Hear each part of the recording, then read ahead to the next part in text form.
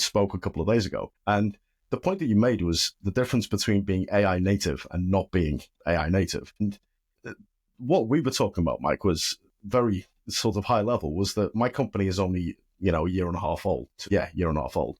And your company has been around for a while. So your company has been around since before this recent AI revolution, whereas mine, I built it directly in the middle of this thing. So there are differences in how we operate. There are differences in, I don't have to cope with the legacy systems, these kinds of things. So that kind of point, I think, is very interesting, because if you have to deal with legacy, then you already have a pain point that, AI native systems don't have. So yeah, interesting. I agree. And I have plugged in very old financial data from even maybe a decade before we acquired the company to see what AI has had to say about it. And it was interesting to do that. So you kind of have to like marry the two and hopefully stay out of the whole siloed approach, right? That's really important. Yeah, absolutely. Right. So that's one challenge. Challenges legacy systems. If we think more broadly about challenges, because everybody, if you're watching this, if you've interacted with me, Taryn or Mike, probably you've interacted with us knowing you have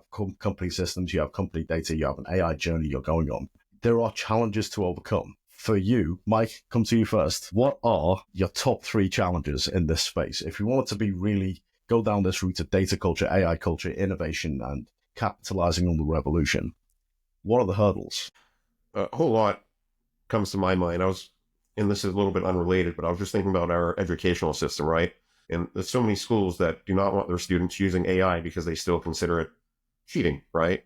I look at it as, a lot of what we're supposed to learn now is really become a commodity. It's kind of like when Amazon Alexa came out, right? And I'm not very good on my capital. So like my, 7-year-old son might be saying, what's the capital of Alabama? And I could say, Alexa, what is the capital of Alabama? And it would tell me, and I have the right answer. Now, should I go out and memorize every single thing, every single capital of every single state? I was made to probably about 40 years ago, but does it make me smarter? Does it make me more successful? No. And I think one of the hurdles that I see with AI now is, even though we have children that are like born in the middle of this and still going to school, and maybe they are AI natives, their school is not necessarily teaching them how to use AI. And I think the whole educational system needs to be completely revamped anyways. Learn how to budget, learn how to read a balance sheet, learn how to develop personal relationships, and then you use AI to help enable how you might learn algebra, how you might learn, history, for example. So those are things I think are, a little bit apart from the question of what you're asking, Ashwin, but I think it's something that as you hire people into an organization, you're still going to be faced with that hurdle. And you have to be able to tell people how to use it. They kind of need like an operating guide of here's how you use AI in your job. I don't think that's being done enough. So I do think that is a little bit of a hurdle. I think people, when they talk about AI, they don't necessarily know how to do workflows, right? There's so much more than just plugging something into Grok or Claude.ai or ChatGPT and asking me a question. That's like basic level 1 stuff right there. But really creating a workflow, you can be more productive and do the work of 2 people or 5 people or perhaps more. I think that's a hurdle that has to be overcome. And it's a little bit more of a sophisticated process, but it can be done. And you've proven that, Ashwin.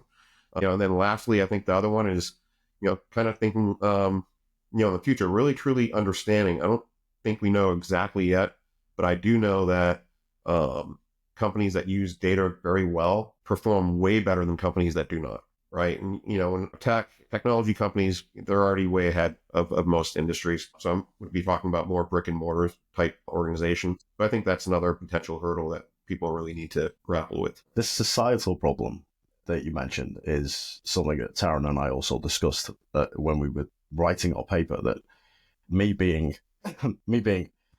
Indian by heritage, by background, my parents are Punjabis. My father is 85. My mother is just turned 76 on the weekend. And I remember sitting at the dining room table, doing my times tables all the way up to 20.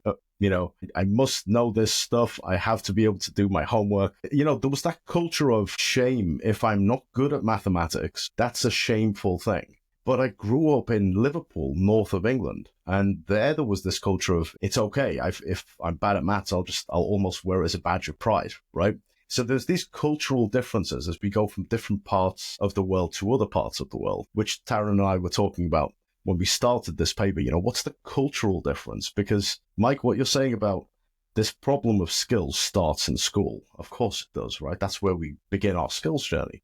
Taryn, what do you think about that? When you were growing up, was the attitude towards like data and maths and some of these things? Yeah, I mean, I had I guess it's the pleasure. I went to many different schools, so it was like different cultures that I saw within America, but within different cities, about how you'd focus on things, how far ahead some schools were versus others, especially if you moved in the middle of the school year.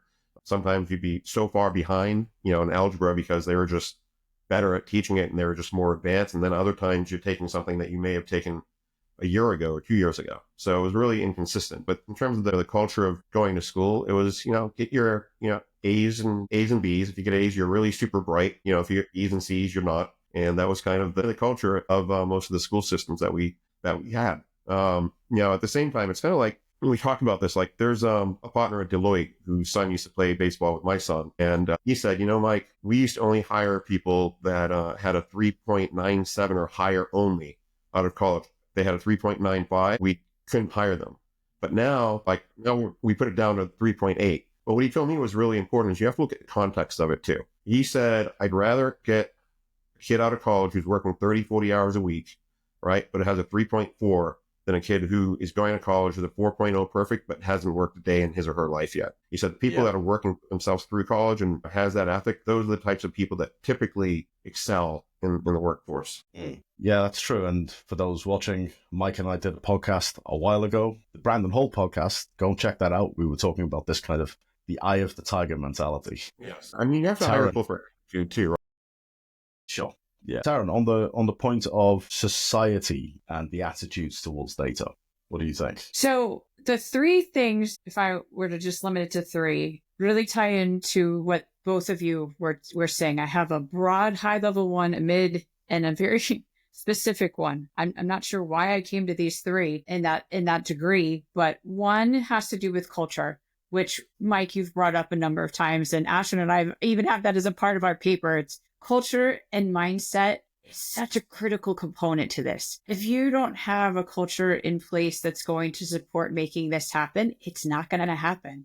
And that boils down to what you're prioritizing, what you're having people do, what you're saying by what you're spending on. Like ultimately, like what are you saying we want to happen to build this culture? The other piece that's really difficult is that task analysis piece, which ties in with what you were describing, Mike, around being able to say, like, do I really need to know all of the capitals? Not necessarily, right? Like, are those knowledge pieces vital now that I've got AI?